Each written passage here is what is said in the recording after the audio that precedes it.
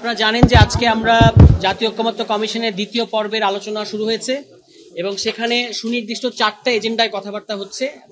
একটা এজেন্ডার আলোচনা ইতিমধ্যে শেষ হয়েছে এবং আপনারা ধরতে পারেন যে একটা সিদ্ধান্তে বা সবাই একটা কনসেনসাসে এসেছে, সেটা হচ্ছে 70 অনুচ্ছেদের ব্যাপারে। এটা আপনারা জানেন যে কমিশন যে সমস্ত বিষয় নিয়ে আলোচনা করছে তার মধ্যে এটা খুবই ভাইটাল একটা ব্যাপার এবং প্রত্যেকটা রাজনৈতিক দলেরই এই ব্যাপারে খুব তীব্র মতামত আছে।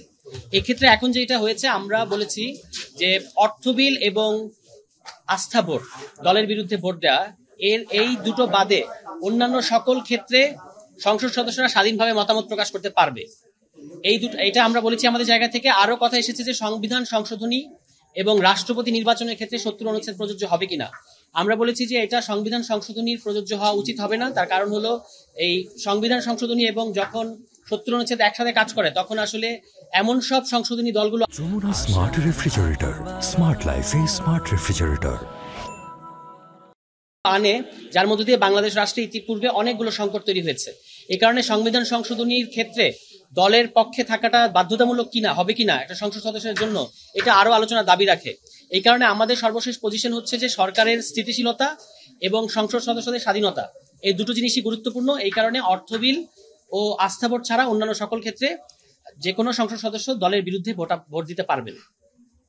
এটাই আলোচনা হচ্ছে। না, 3টি বিষয় ঐক্যমত্য হয় নাই, 3টে বিষয়ে প্রস্তাব আছে। এই মানে আস্থা ভোট, অর্থ বিল এবং সংবিধান সংশোধনী, এই 3টা প্রস্তাব এসেছে। কিন্তু আজকের হাউসে এবং রাষ্ট্রপতি নির্বাচনটা আজকে নতুন করে এসেছে। তো রাষ্ট্রপতি নির্বাচনটা যদি আমরা বাদও রাখি, 3টা মূল বিষয়, তার মধ্যে সংবিধান সংশোধনীর ব্যাপারটা আলোচনায় এসেছে। কিন্তু বেশিরভাগ দল এখানে আসলে এই ব্যাপারে বলেছেন যে সংবিধান সংশোধনীর ক্ষেত্রে সদস্যদের স্বাধীনভাবে মতামত প্রকাশ করতে দেওয়া উচিত। আর এই ব্যাপারে যদি সিদ্ধান্ত নিতে হয় তাহলে আরো কথাবার্তা বলতে হবে। দুটো ব্যাপারে সবাই একমত হয়েছে, যে দুটো কথা এটা বিএনপি বলেছেন তারা জাতীয় নিরাপত্তা, কিন্তু জাতীয় নিরাপত্তাটা যেহেতু ডিফাইন্ড না, এবং এটা আমাদের কাছে মনে হচ্ছে যে সেই একই 70 অনুচ্ছেদ, যে কোনো কিছুই আপনি জাতীয় নিরাপত্তার নামে নিজের দলের সদস্যদেরকে মতামত দেওয়াটাকে আপনি বন্ধ করতে পারবেন। এই কারণে এটা দরকার আছে বলে আমরা মনে করি না। যখন সত্যি সত্যি দেশে কোনো সংকট তৈরি হবে সেই ক্ষেত্রে আসলে এমনি একটা কনসেনসাস তৈরি হয়ে যায়, সেই জন্য 70 অনুচ্ছেদের কোনো প্রয়োজন নাই। স্থানীয় নির্বাচন নিয়ে আপনারা কি মনে করেন? স্থানীয় সরকার নির্বাচন নিয়ে এখন আলোচনা হয় নাই। তত্ত্বাবধায়ক সরকার অধীনে এটা আমরা আগেও বলেছি যে এটা যে কোনো দল নিরপেক্ষ, যেমন জাতীয় নির্বাচন যেহেতু দল নিরপেক্ষ সরকারের অধীনে হোক, এটা সবাই চায়। স্থানীয় সরকার নির্বাচনও যদি দল নিরপেক্ষ সরকারের অধীনে হয় সেটা ভালো হবে, কিন্তু আরো কিভাবে টেকনিক্যাল দিকগুলো এগুলো নিয়ে আমাদের আলোচনা করতে হবে। আপাতত আমরা নীতিগতভাবে এটার সাথে একমত আছি যে এটা না, যে তত্ত্বাবধায়ক সরকারের সময়ে যেমন এই কথাটা এসেছে যে তত্ত্বাবধায়ক সরকারের মেয়াদ 4 মাস, এবং তখন সেক্ষেত্রে জাতীয় নির্বাচন এবং স্থানীয় সরকার নির্বাচন মানে 1 after 1, যেমন 1 মাস আপনি রাখতে পারেন যে স্থানীয় সরকার নির্বাচন হবে।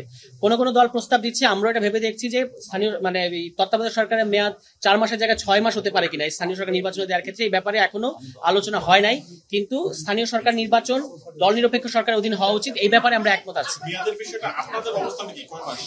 4 মাস আমরা ইতিপূর্বে বলেছি যে 3 মাস হোক আর 4 মাস হোক, এটার নাম হতে হবে নির্বাচনকালীন তত্ত্বাবধায়ক সরকার বা নির্বাচনকালীন অন্তর্বর্তী সরকার। এটা আমরা একেবারে শুরু থেকে এই প্রস্তাবটা দিয়েছি, কারণ আপনারা জানেন এর আগে 2007-8 সালে যখন 1-11 এসছে তখন এই তত্ত্বাবধায়ক সরকারের নামে কি কি হয়েছে। এই কারণে এটার নাম সুনির্দিষ্টভাবে নির্বাচনকালীন তত্ত্বাবধায়ক বা অন্তর্বর্তী সরকার হোক, মেয়াদ 4 মাস কিংবা 3 মাস যেটাই হোক, আমরা এই ব্যাপারে ফ্লেক্সিবল থাকবো। তবে যদি স্থানীয় সরকার অন্তর্ভুক্ত হয় সেক্ষেত্রে 4 মাস প্রয়োজন হতে পারে।